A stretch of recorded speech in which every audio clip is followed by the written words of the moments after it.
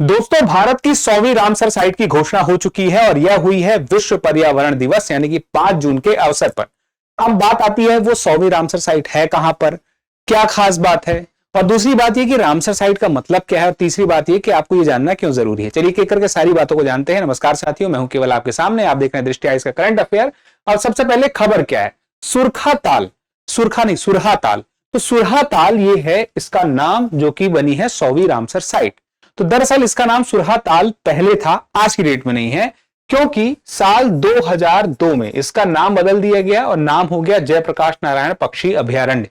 तो ये एक अभयारण्य है और पक्षी अभयारण्य है और वेटलैंड भी है। अब वेटलैंड का मतलब क्या होता है ये भी आपको समझना पड़ेगा, क्योंकि रामसर साइट में उन्हीं वेटलैंड को लिया जाता है जो कि अंतरराष्ट्रीय महत्व की होती हैं, यानी कि विश्व की जो प्रमुख अंतरराष्ट्रीय महत्व की ऐसी साइट्स हैं जिस पर ध्यान आकर्षित किया जाना है कि इसको बेहतर बनाया जाए या इसको सुरक्षित रखा जाए, वो रामसर साइट में आ जाती हैं।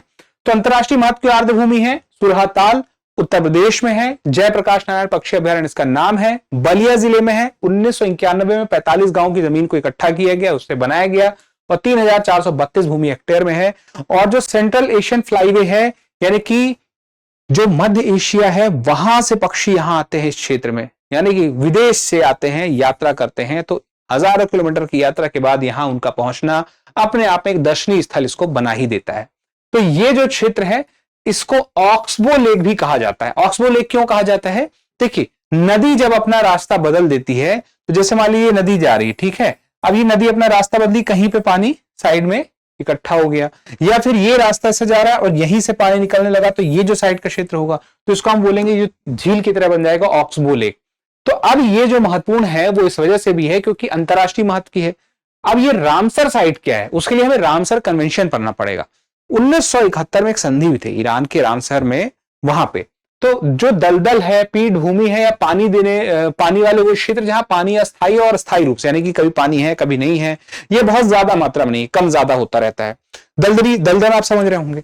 अब पीठ भूमि का मतलब क्या है, पीठ भूमि का मतलब ये कि खास प्रकार की मिट्टी होती है जहां पे हजारों साल से, जैसे कोई पेड़ पौधे हैं वो सड़ गए और सड़ के पूरी तरह से वहां सड़ती नहीं, क्योंकि पानी भरा रहता है, सड़ रहे हैं लेकिन पूरी तरह नहीं सड़े क्योंकि पानी उस क्षेत्र में बना रहता है, तो उसको हम पीठ बोलते हैं, ठीक है।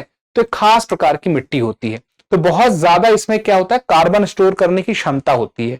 तो ये जो जितना हम कार्बन उत्सर्जन कर रहे हैं, तो उस कार्बन को स्टोर करने के लिए सबसे महत्वपूर्ण भूमिका यही वेटलैंड्स निभा रहे हैं। कार्बन उत्सर्जन हम कैसे कर रहे हैं, जो गाड़ियां, जो हम ईंधन, जीवाश्म ईंधन वगैरह यूज करते हैं, तो कार्बन स्टोर करने वाले महत्वपूर्ण, जैसे हम कहते हैं जंगल लगाना है, तो जंगल तो करते ही, लेकिन उससे ज्यादा मात्रा में, ये कम मात्रा में ज्यादा स्टोर करने की क्षमता रखते हैं पीठ भूमि। तो ये पीठ भूमि पता हो, और पानी वाले क्षेत्र में मैंने कहा कि जहां पानी और कम ज्यादा होते हैं। अब बात यह कि भारत सरकार की परिभाषा में जो नदी के बहाव का क्षेत्र होगा उसको हम वेटलैंड नहीं बोलते, जहां से नदी गुजरती है, तो भाई अभी सीजन नहीं है तो अभी नदी नहीं गुजर रही तो उसको दलदल बोल, आप वेटलैंड बोल दो, नहीं है। धान के खेत जहां पे हैं, क्योंकि वहां भी पानी ठीक देखने को मिल जाता है, पानी की टंकियां हैं, मछली पालन के लिए किसी ने तालाब बना दिए, तो उसको हम वेटलैंड नहीं कहेंगे। तो वेटलैंड में एक मार्शस होता है जो दलदल होता है, दूसरा स्वैम्स होता है, यानी कि वो दलदली क्षेत्र जहां पेड़ पौधे उगते हैं और पानी भरा रहता हो, उसको स्वैम्स बोलते हैं। और एक है पीटलैंड्स, जो आपको मैंने बता ही दिया है। फिर उसके बाद लेक्स और पॉन्ड हो गया, और उसके बाद मैंग्रोव वन हम बोलते हैं तटीय भूमि। तो तटीय, भारत में तटीय क्षेत्र वहां पे मैंग्रोव वन है, उसके बारे में मैं आपको बता दूंगा। तो यहां पे रामसर कन्वेंशन को जान लीजिए कि 2 फरवरी की बात थी, जब 1971 में एक समझौता हुआ ईरान के रामसर शहर में, और वो वेटलैंड्स अंतरराष्ट्रीय महत्व के लिए सूची बनाने की बात हुई।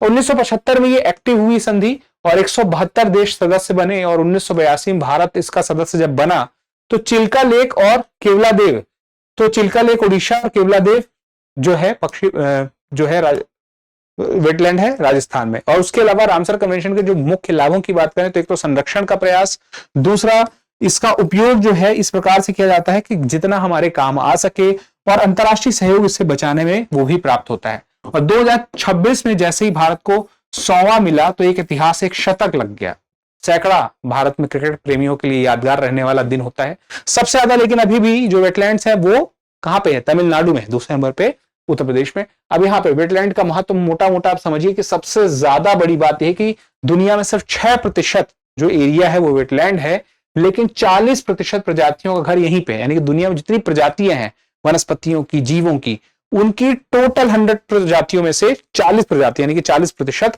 सिर्फ 6% क्षेत्र में, ये एक बड़ी बात है। तो बाढ़ का जो अतिरिक्त पानी है ये सोख ले जाते हैं। तटीय सुरक्षा, जो मैंग्रोव वन है वो तटों को सुरक्षित रहते हैं उसको कटने से।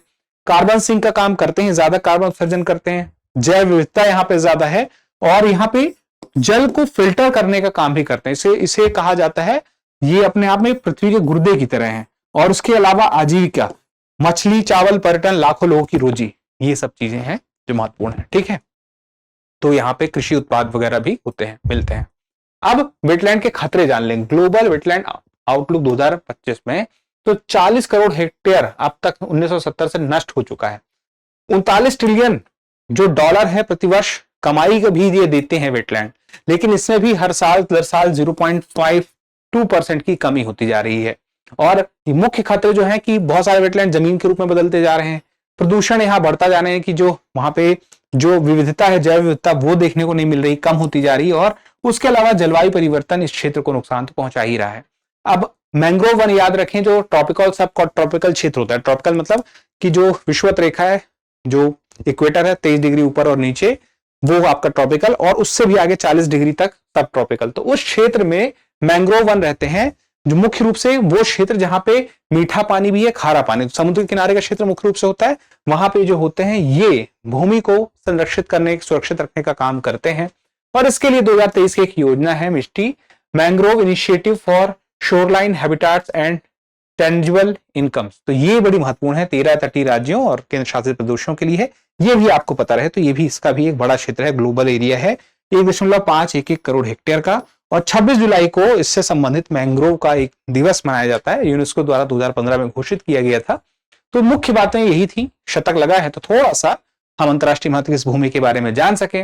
अब ये सारे फैक्ट आपके सामने आ चुके हैं जो आपको जानना चाहिए। अब एक मेरा आपसे सवाल है, जवाब दीजिएगा कमेंट करके, कि भारत में जो शामिल होने की बात आती है कि रामसर कन्वेंशन में भारत किस वर्ष शामिल हुआ, वो वर्ष कौन सा है, कमेंट करके बता दीजिए।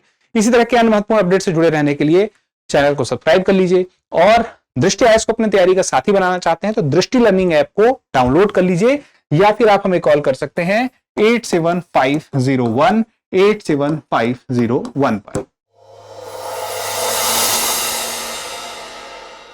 अब एग्जाम की तैयारी को और बेहतर करने के लिए हमारे चैनल को लाइक, शेयर और सब्सक्राइब करना ना भूलें।